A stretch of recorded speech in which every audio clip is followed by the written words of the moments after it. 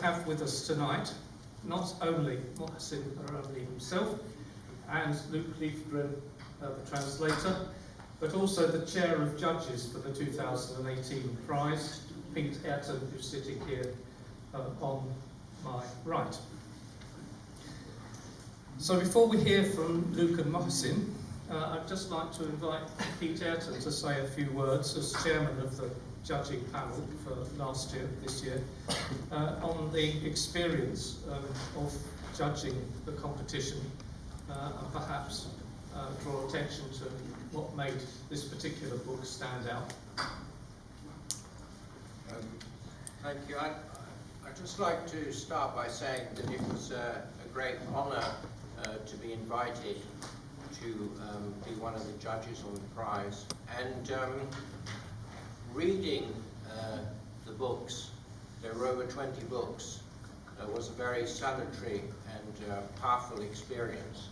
The books came in all different genres from different countries, Arabic and Middle East, and they brought home, certainly to me and to the other judges, the relevance and commitment of the writers who are writing, many of who have suffered, and you know, it's very difficult, it's rather different from the role you know, of the writer in our countries, which I'm not complaining about, but which tends to be slightly more comfortable than some of the writers whose work we were judging. So it was a very sort of sobering experience.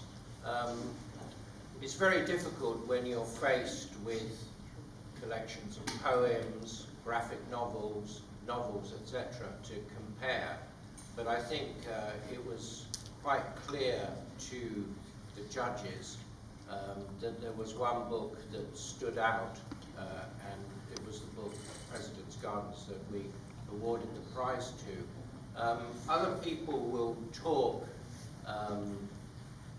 from a literary and critical point of view about the book. What I'd just like to say is that it goes in an amazing way from the personal to the political events.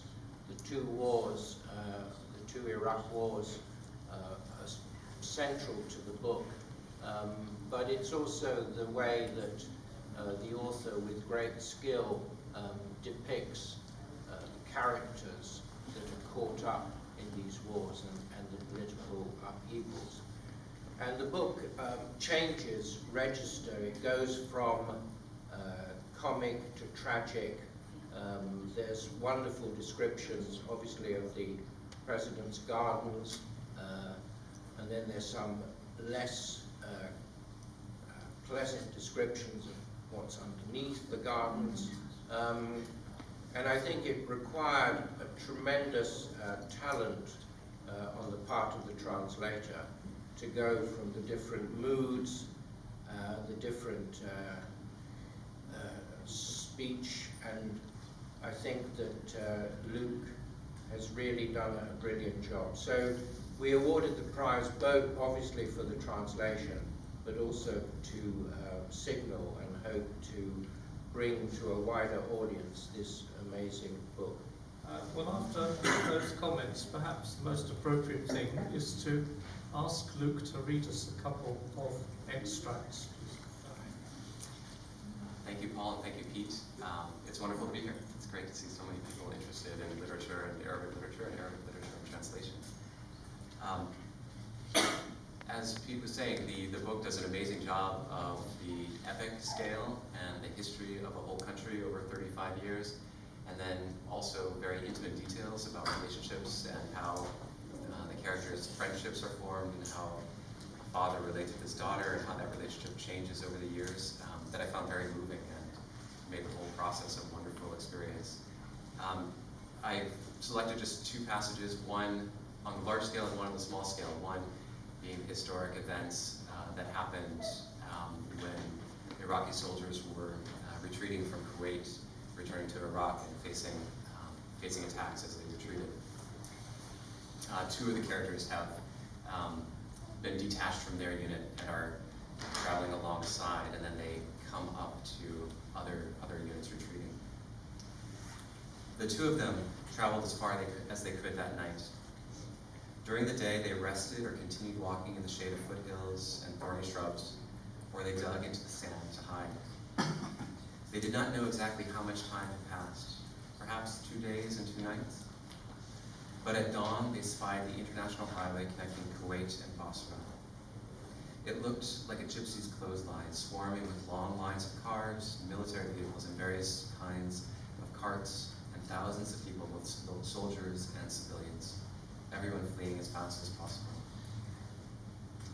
Some had driven their vehicles off the road in order to get around the others. There were some whose cars had broken down, and they were negotiating however they could with the closest car, cart, or any other object that was moving down the road and had room for them, room for hope.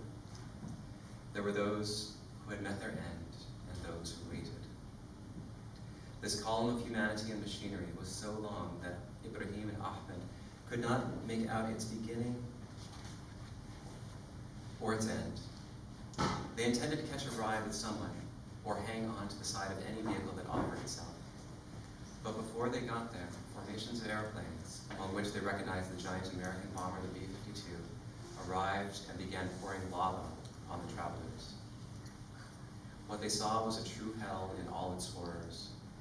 In their entire lives, they had never seen, nor would they ever see again, an event as terrifying as this, a madness incarnate.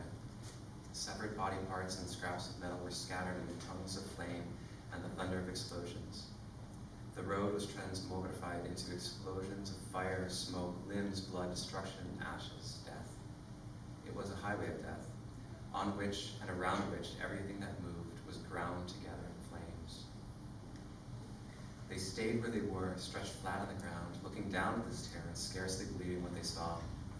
Ahmed said, "It's a depravity for them to kill people as they retreat and surrender." Ibrahim said, "It was depravity to invade our brothers and our neighbors." Ahmed said, "You know we aren't the ones who did that, and that anyone who refused was sentenced to death." The road became a thread of molten lava stretching through an empty, desolate land. Ibrahim and Ahmed kept saying it was the end of the world. Only a few people escaped, those who were some distance off the road, those whom the bombs missed, or those whom chance spared.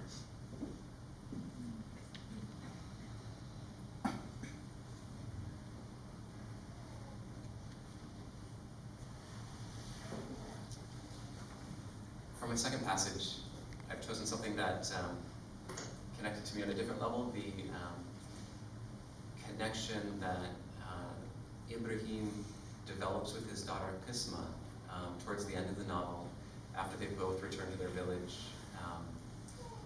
And it was, throughout the novel we see Ibrahim's pain at the daughter's distancing of herself from him for various reasons that you can read in the book.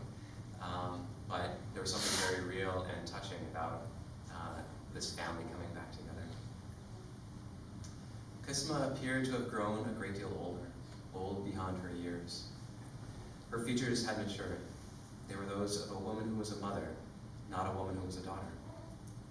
In addition to patience and endurance, it was clear that motherhood had taught her to be more understanding and accepting of those around her, and to leave behind, if only a little, the veneration of the self at the expense of others. She had grown calmer. Meanwhile, Ibrahim remained as he ever was, eager not to do anything that might provoke her.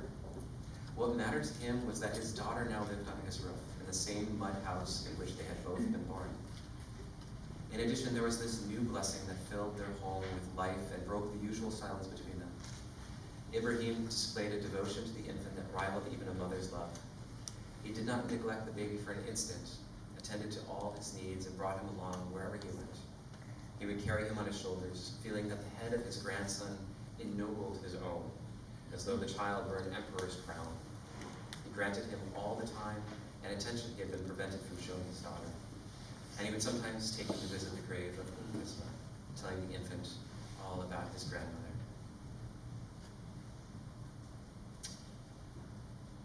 Maybe I'll leave it for there, but I hope you'll continue reading it on your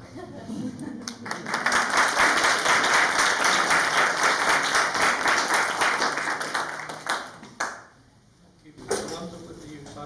just speak for a few minutes about the experience of translating the work. Translation is something that I've come to relatively late. I was in my late 20s when I was finishing, or early 30s actually, finishing a dissertation and needing some kind of creative outlet because academic literary research was not my forte and I needed something else to be doing alongside. One of my Arabic teachers had a friend who was looking for a translator for his second novel, and he said, "Why don't you read this book, and if you like it, I'll put you in touch." And that friend happened to be Khalid Al-Masri. Some of you may know him, and the friend was the man sitting beside me. As I was reading that book, I could sense how I felt an affiliation, an affinity with the narrator, and some of his sentences, what he was saying, I could hear how they would sound and how I would put them in English. And so it made a lot of sense. It just worked to translate that novel, which was Dates on My Fingers. When Muhsin came with his third novel, he also offered me to translate it.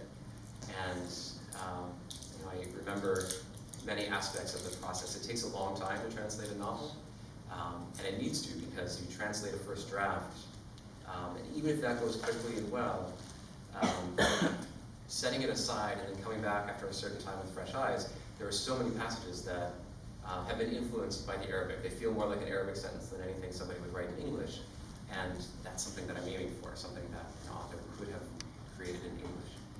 And so it's a multiple stage process of coming back to it, going away, coming back, and ideally, I've fortunately had enough time to do that, several drafts. But this, the style of the Arabic, if you've read it in Arabic, it just flows so beautifully, and it was a pleasure to spend that much time with this language and learning something new on every page. And that learning process is part of what draws me to translating. Having learned Arabic rather late, it's a desire to keep learning more and more and recognizing I'll never master it, but trying as best I can.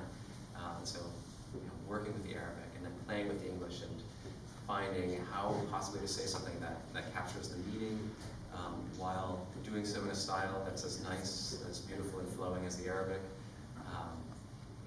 I've been very fortunate to have this experience and then to find a publisher. So thank you to Christopher and thank you to Paul for believing in this project and making it a reality.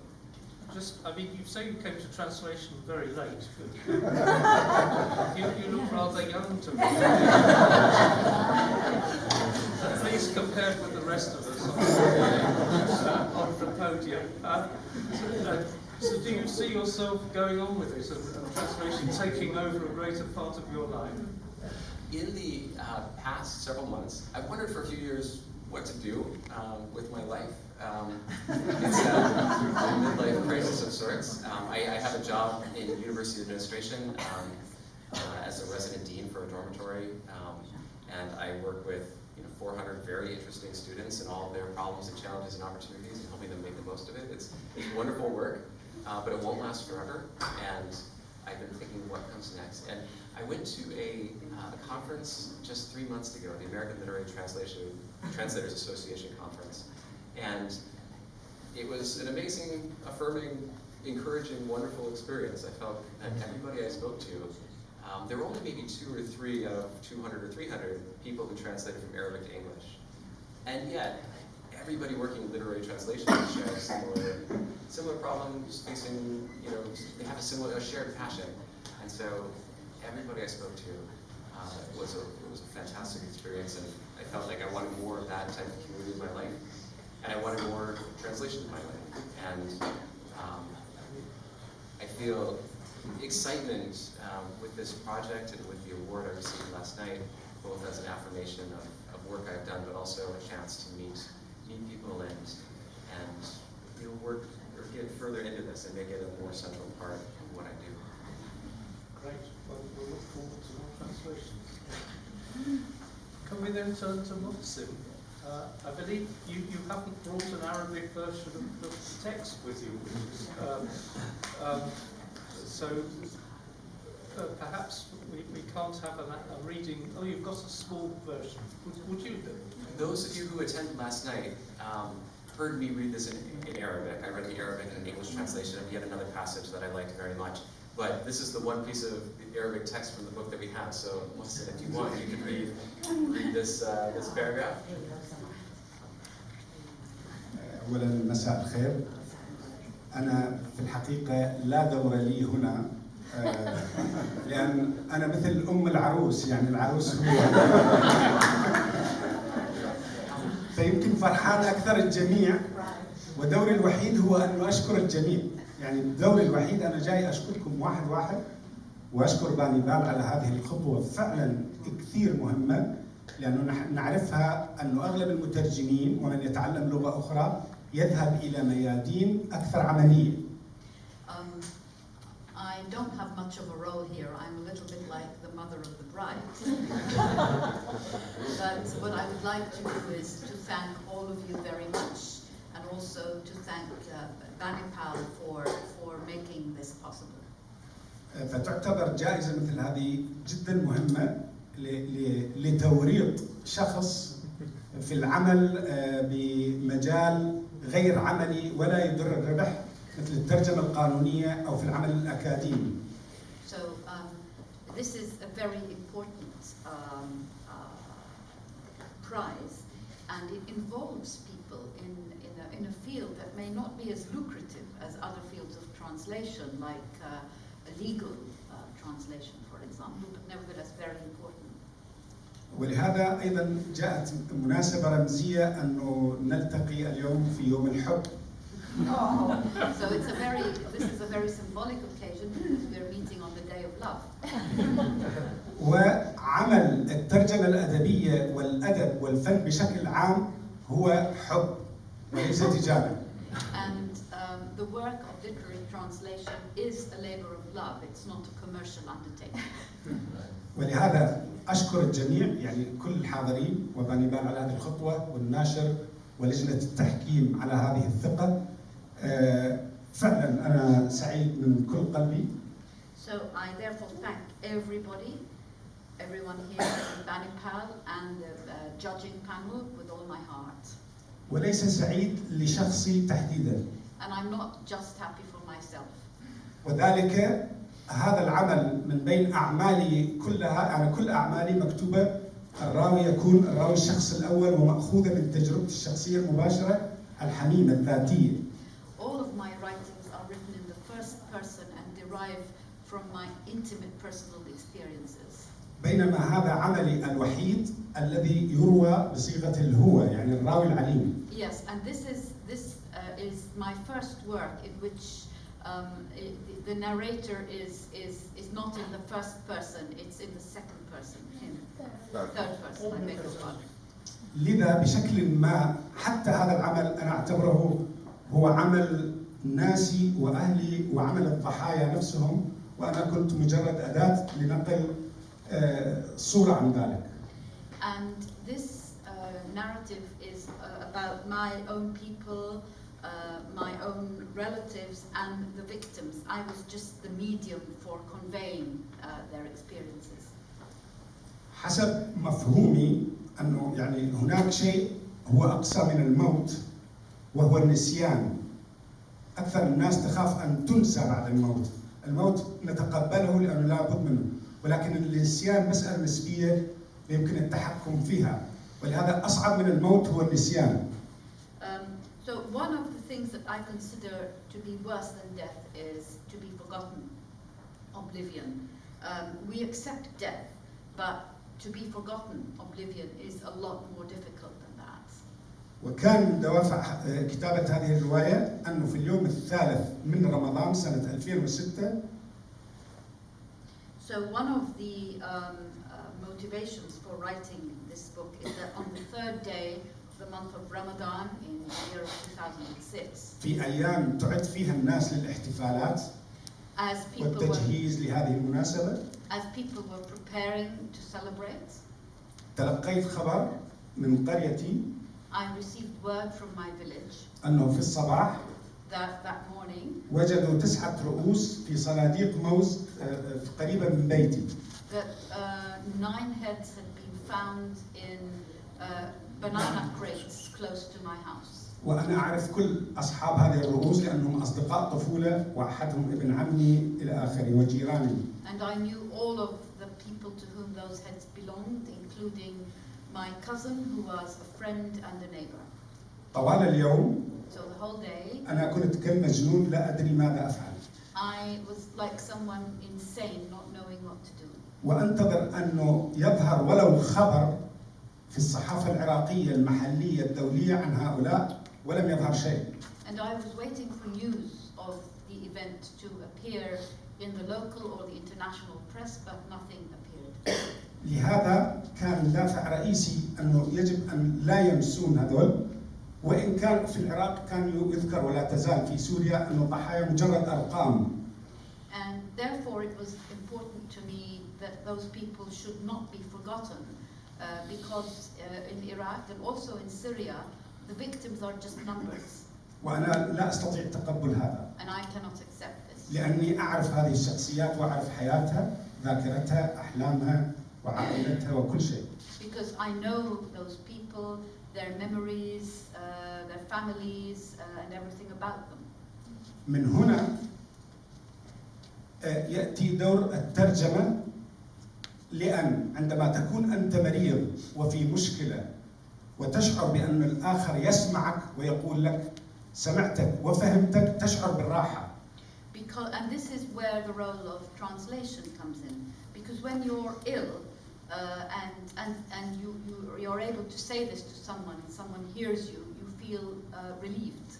فأنا كل ما زاد عدد قراء هذا العمل أزداد راحة من أجل الضحايا كي لا يذهبوا إلى النسيان الأبدي.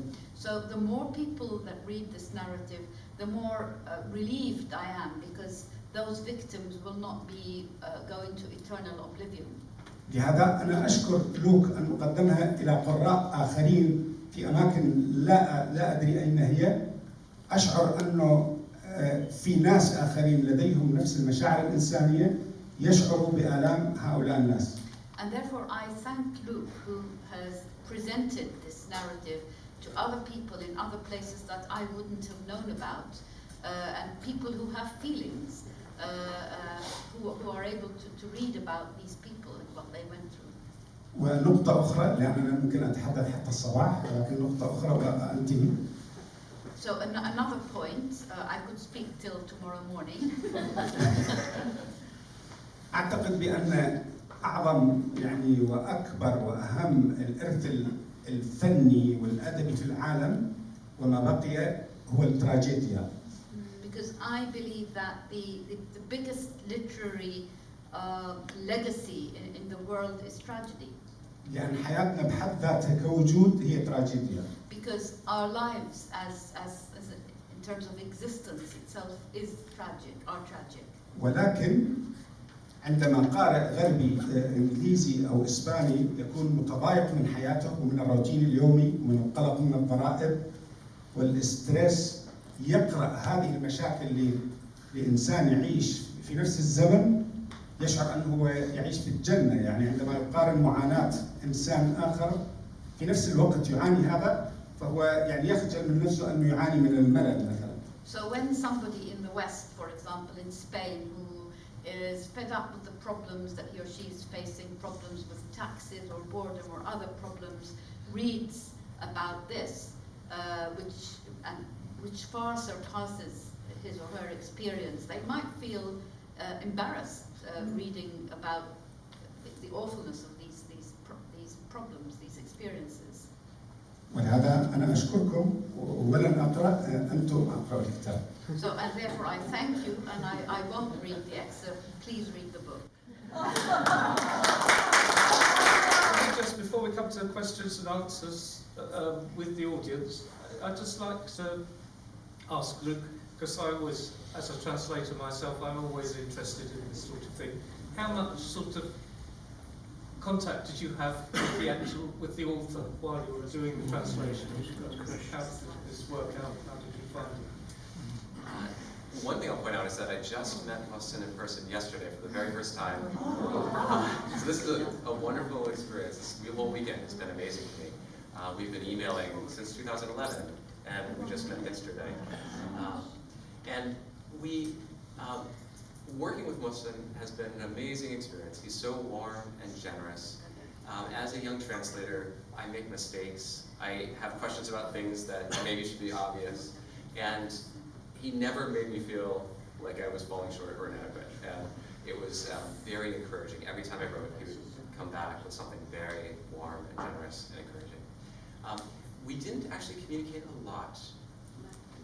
In my process, there were some things that I would ask him, but other times I would, on the second or third pass of the novel, be comparing it very closely with the original, making lists of questions, things that weren't quite clear to me.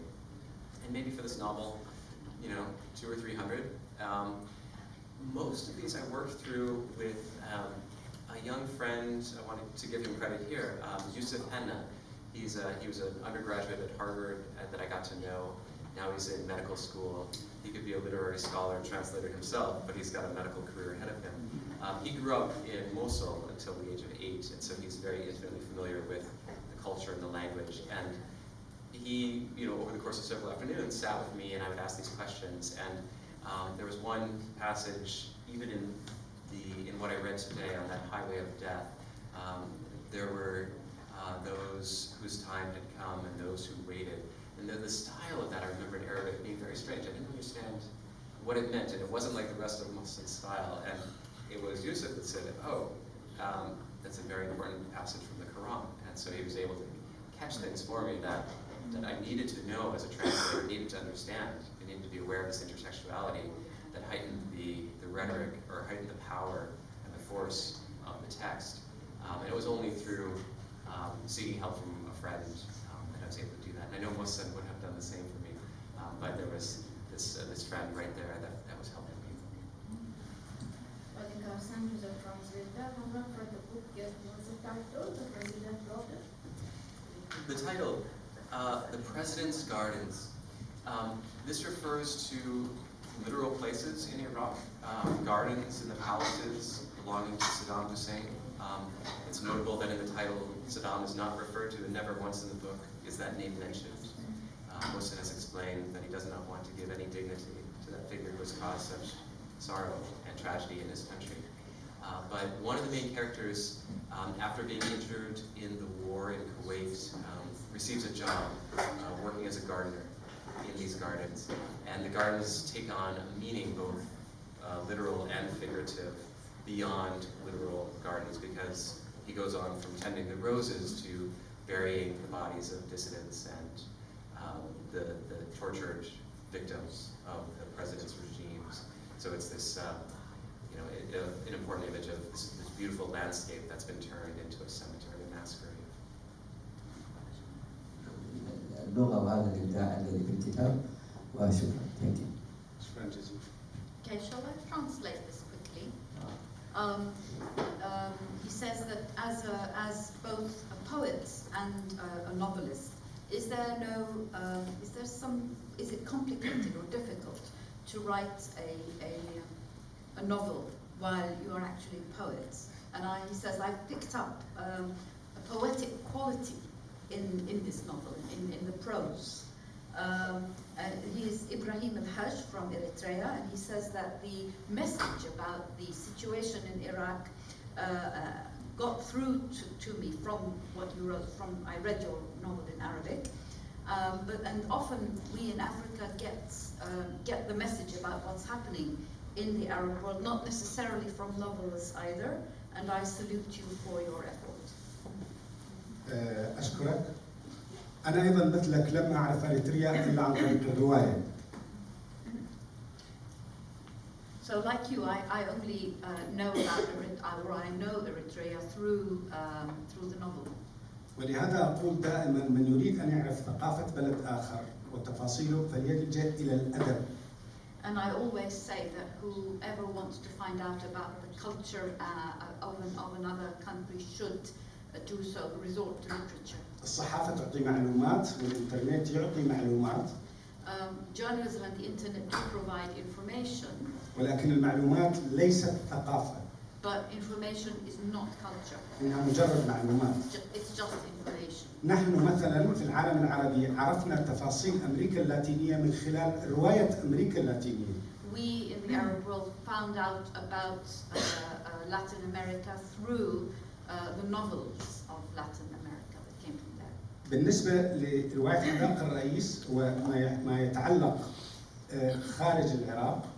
As for the novel, The President's Gardens, and abroad, outside of Iraq, كنت أواجه صعوبة في أن أشرح عندما أسافر للبلدان العربية والذين كثير منهم يرون في الدكتاتور بطل قومي. And I used to face difficulties explaining the situation when traveling in some Arab countries, for example. They considered the president to be a national hero. فكان صعب أن أشرح لكل واحد فيهم تفاصيل ما يحدث في الداخل في كل زيارة. So it was difficult for me to explain the details of what had happened on every visit. هذا كان أحد دوافع كتابة هذه الرواية. That was one of the motives, one of my motives in writing this novel. ومن حسن الحظ أن الكثير من العرب الذين لم يعرفوا تفاصيل المعاناة الداخلية غيروا رأيهم، وكما قلت أنت الآن عرفت أشياء معقدة عن العراق من خلال الرواية، عن داخل العراق من خلال الرواية. Unfortunately, many Arabs who read the novel did change their views through just by reading the details that are in the novel, just as you read the details. لن أجيب على السؤال الثاني للسبب التالي. I won't answer the second question for the following reason. لأنه البطولة والنجومة يجب أن تجي للوك، يجب أن تسألوا لوك. Because the real hero is Luke, you should ask him. أنا ممكن أتحدث لكم في المقهى أو في أي مكان، الآن هو المكان للوك فقط. So this is now for Luke to speak. I can speak to you at the cafe or at any time you like. My question is mainly to the translator. It's difficult translating anything from any language to another. The real problem is poetry, because if you want to retain the rhyme and sometimes rhythm, then that messes it up altogether. But prose, nathar in Arabic, is fortunately easier, but still the common problem between the two is what they call cultural references. Every language has its own grammar, typology, as different from the other, that's no problem. It's the cultural references. How did you deal with those differences between the Arabic Muslim culture of the Middle East and that of English-speaking West? First of all, I've only translated prose, partly for this reason that you've stated. I don't dare approach poetry. That would be so difficult. I do, by the way. Some are braver. In Muhsin's earlier novel, Dates on My Fingers, there was some elements of poetry, songs that a mother would sing to her child, and that was something that would force me to try to capture the rhyme, capture the rhythm in some way, and maybe step a little further from the literal translation in order to get what is most important in that moment, kind of the lullaby feel of the song. In this novel, I'm having trouble thinking exactly what it would be that would be difficult in this way, and how many cultural references came in. I don't have a good example to share and to discuss how I approached it, but from some of the other things that I've been working on, I would say that in general, I think you're aiming for the target audience and making it understandable and intelligible to them. Sometimes I think it's better to maybe add some explanation in the text, gloss it within the text, so that it's more information than a native Arab reader would need to understand what's going on. But then the English reader kind of reads it and it makes sense as though it were written by the author himself. So that I don't like to interrupt the reading with footnotes or too many introductory essays. There are certain things, though, that I would confess that I am not 100% 100% an expert in all of the literature, and so that's why it's important to keep in touch with the author. And the thing I'm frightened about is that I'll be reading and translating something and I won't know that I'm missing. And so the more I spend with a friend like Yusuf or with the author reading and helping or letting them point out when I have made a mistake, when I have missed something, I think that's a very important part of the translation process. Can I just sort of pick that up and ask Pete, as chairman of the judges last year, you were judging the translations from Arabic into English, but you're not an Arabic reader or speaker yourself. To what extent were you sort of conscious of these sort of issues when you were reading and judging the translations? Well, we were 4 on the judging panel. 2, and Sophia, who's here, was one of the Arab speakers. So two of the judges read Arabic, and 2 of us didn't. And obviously, you know, we relied on the 2 judges who knew Arabic for, you know, their wisdom as far as, you know, the accuracy and the brilliance and the quality of the translation. So, you know, for us, the English speakers, we could only judge the book, you know, how it read in English and what kind of effect it made, and we had to rely on the other 2 judges. So, I mean, but you know, I think it was fine because there was, you know, it was quite a swift process. I'm sure this question comes up often. So many Iraqi writers like you, in fact, almost all of them, with a few exceptions, the most prominent ones, are living in exile, mostly in Europe. You've been in exile now for some 10 years, I believe, something like that. And yet you continue to write about Iraq all the time.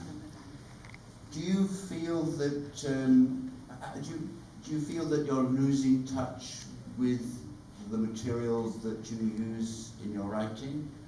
Do you think that over time it will evolve in some way? You'll start having to treat Iraq in a different way, or will there be a kind of cut-off point after which you can no longer write about Iraq because you haven't actually experienced any of those events? And I note what you said earlier about Spain, but do you ever envisage writing something that's specifically set in Spain and about the Iraqi community in Spain, for example? شكرا جوناثان على هذا السؤال المهم. قبل لا انتقل اريد ان اشير الى جوناثان ترجم لي قصه ولوك ترجم لي عملين روايتين. Thank you very much for this important question. I would like to mention that Jonathan has translated one of my novels and short stories. I beg your pardon. My works. والمترجمين فيهم صفة رائعة الاثنين، وهي أنه لا يسألون إلا قليل وكلمة ضرورية حتى يسألون عنها. And both Jonathan and Luke have a very wonderful quality. They don't ask often, and they only ask about key words that they need to discuss. وهذا دليل على أنه هم مترجمين مبدعين أيضا وليس مجرد آلات ترجمة. And this shows that they are both not just creative but excellent translators, not just translation machines. بالنسبة لموضوع العراق وطغيانه على أعمالي وأعمال الكثير من الكتاب الذين في الخارج. As for the fact that Iraq dominates the work of my work and the work of other Iraqis who live in exile. هي لا تخص المثقفين والمبدعين المنفيين العراقيين فقط. This is not just a problem that faces Iraqi writers and creative artists only. مثلا كل المبدعين الإسبان أيام الحرب الأهلية الذين كانوا يعيشون خارج إسبانيا يكتبون عن إسبانيا فقط.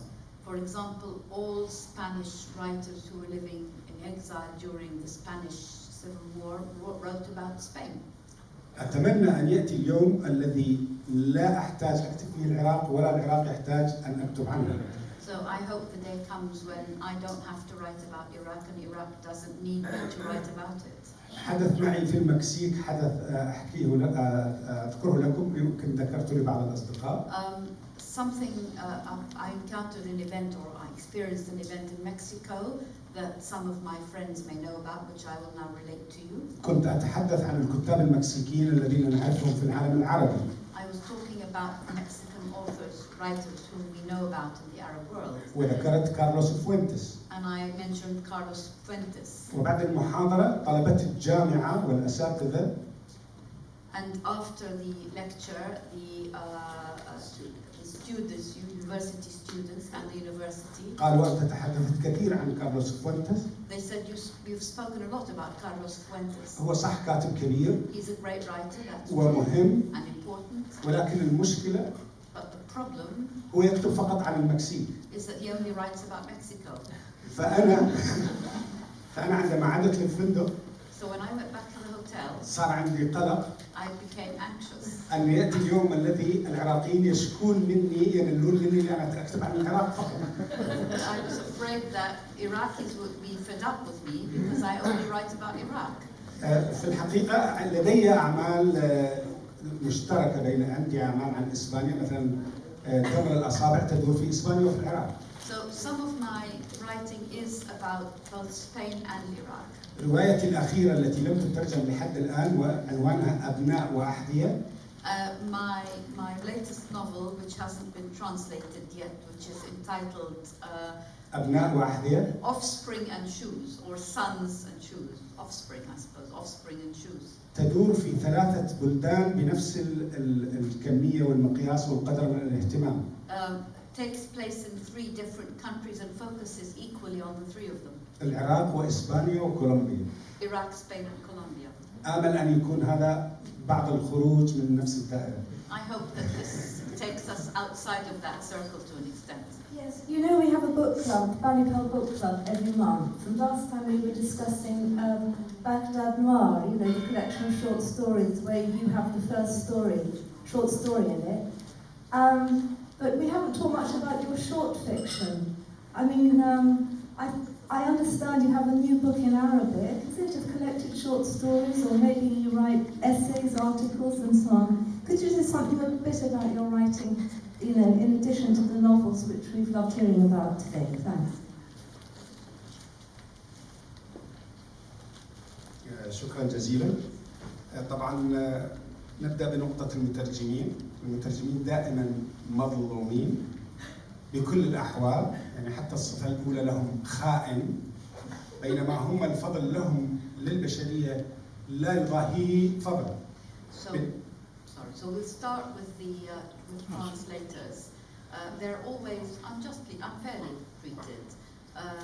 Sometimes they're called traitors, but actually they have humanity should be grateful to them.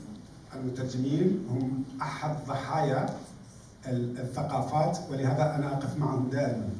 They are victims of cultures always, so I'm always supporting them.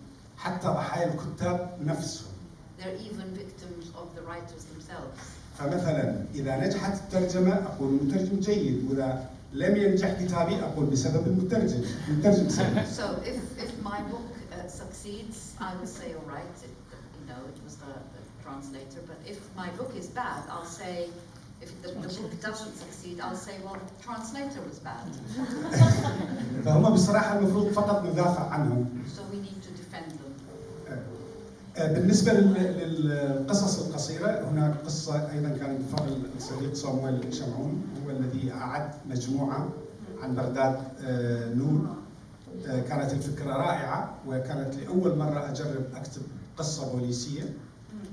So as for the short stories, thanks to Samuel Chamon, my friend Samuel Chamon, who organized a short story, and it was the first time that I wrote a detective story. وأريد أكرر مدحي لصامويل مرة أخرى. I want to praise Samuel again. هو من الشخصيات القلقة إبداعية. He is a creatively anxious person.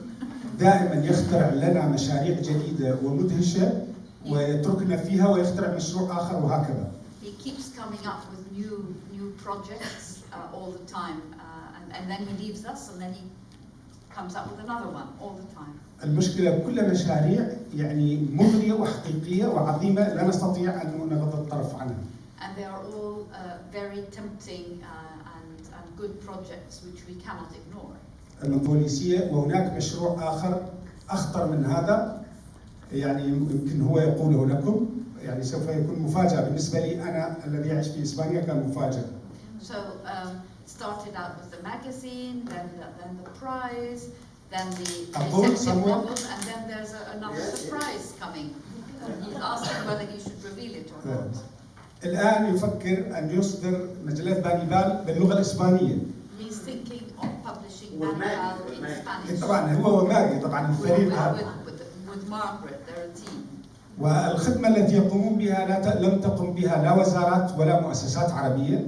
And the service that they render has not been undertaken by any Arab ministries or any other institutions. ويفترض من أجل العدالة أن يصنعون لهم تمثال اثنينهم في باب الجامعة العربية. And they should actually erect statues to them at the entrance to the Arab League.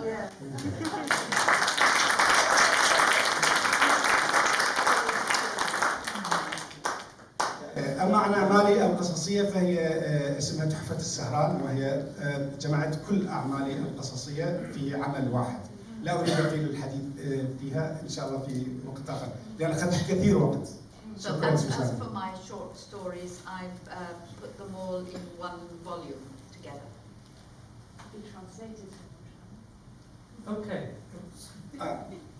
بالنسبة لقصصي أنا ترجمت منها في الإسبانية صدرت مختارات منها في الإسبانية أنا ترجمتها وبعض القصص أصلاً مكتوبة بالإسبانية. And some of them I translated into Spanish, others are actually written in Spanish.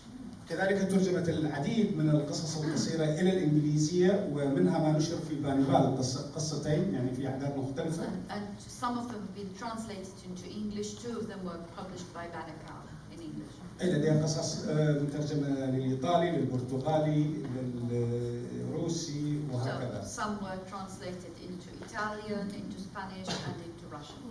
بالنسبة برتغالي. أما للكردية ذكر الأستاذ الكردية فكل أعمالي مترجمة إلى الكردية من حسن الحال. And fortunately, all of my works have been translated into Kurdish. Time is marching on, so a very quick sort of round of thanks.